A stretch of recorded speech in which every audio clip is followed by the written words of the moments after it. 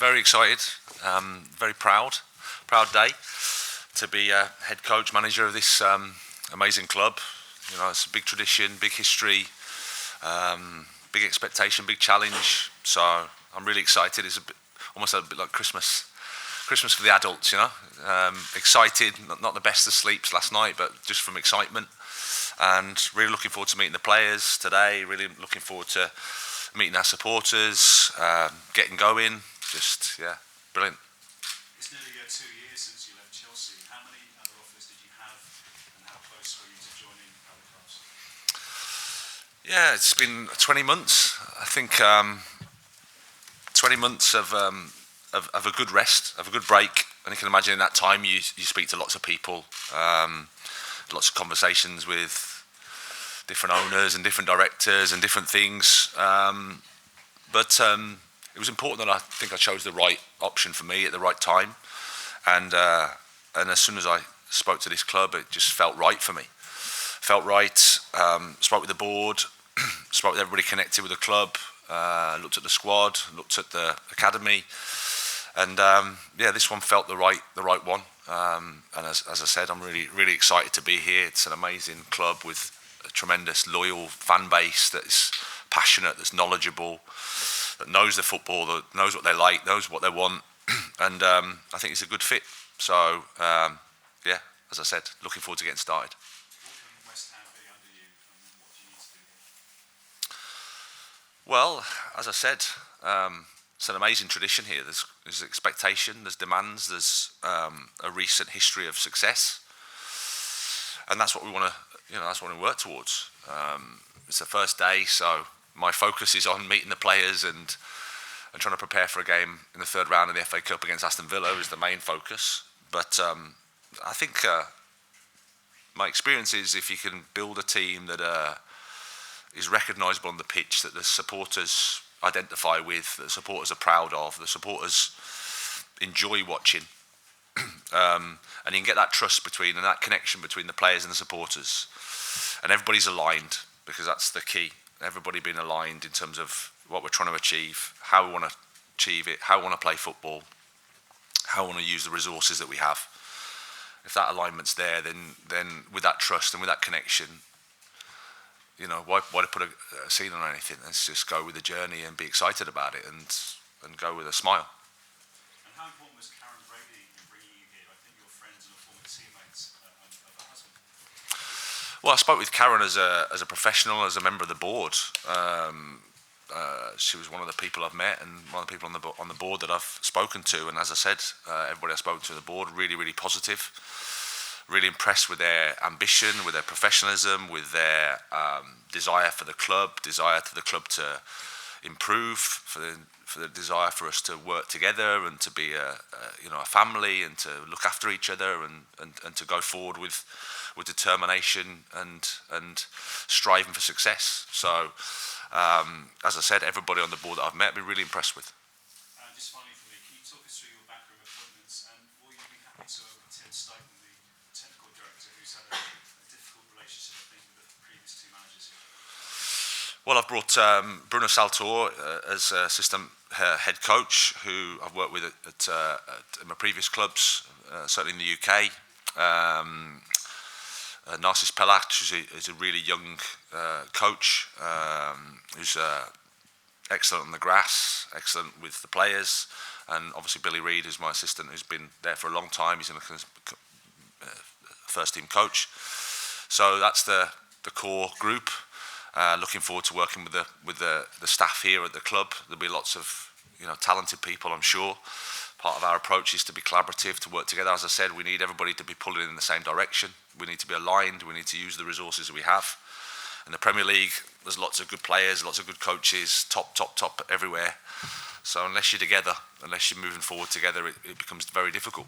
So that's going to be the challenge, and that's what I'm looking forward to, and I'm really excited by it. And my first impressions for everybody has been really positive. Thanks. Thank you. BBC. Hi, Graham. Hi. You said it was important that this job was the right fit, and you felt it was. But what was that specific thing that made you think this is the job for me?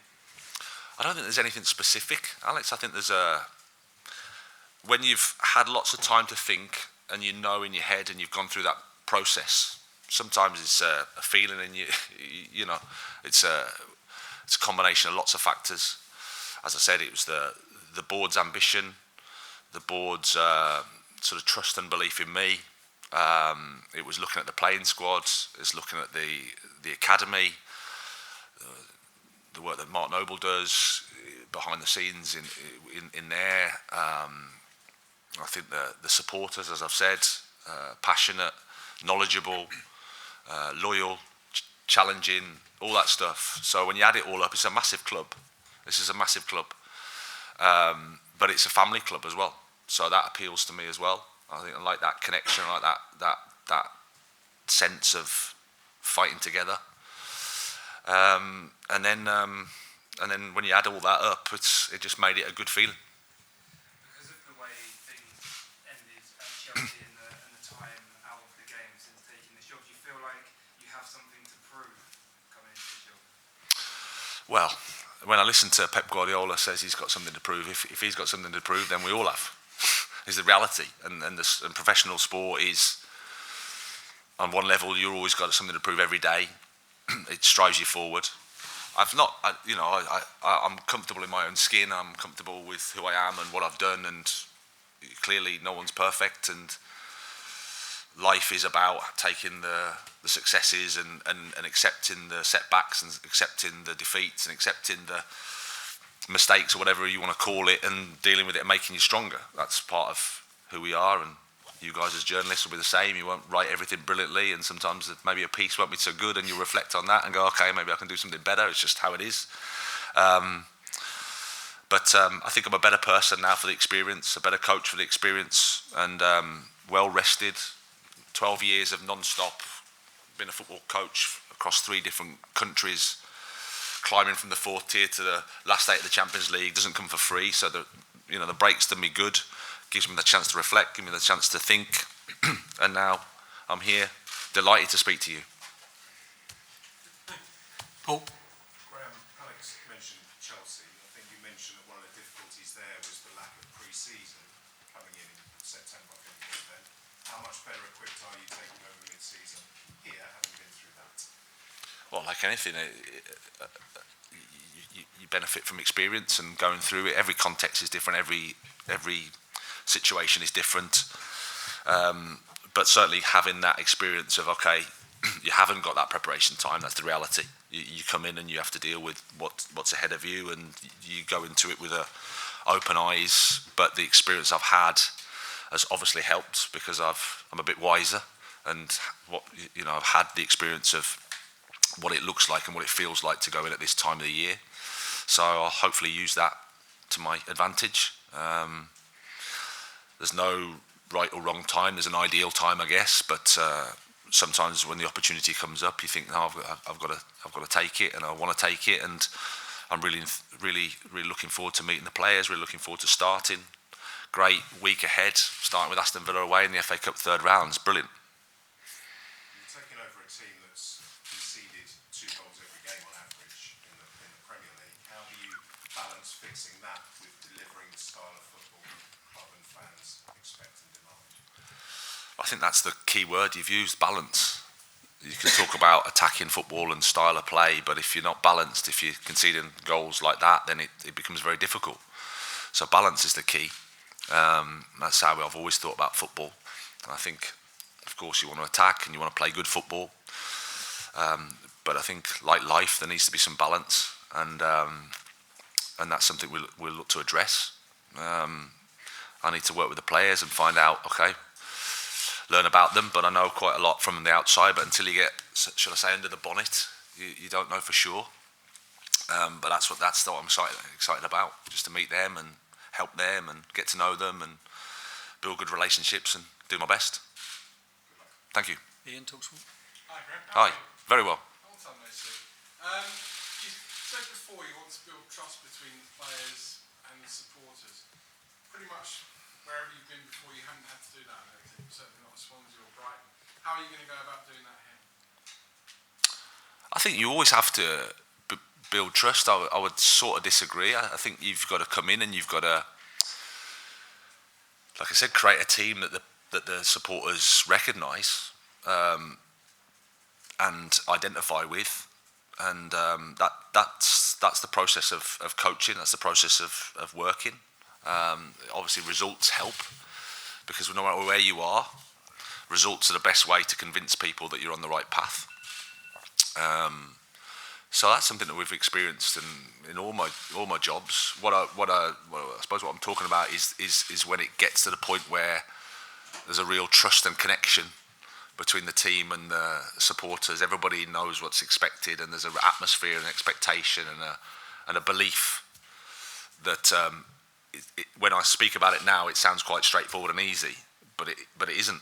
It isn't, and that's where the work is, and we need to show as a team that what we're about, and we need to show that personality, that togetherness, and that fight, and that quality, because we know the supporters will buy into that, and they'll give us everything. So that's the job. It isn't easy, but that's the exciting thing.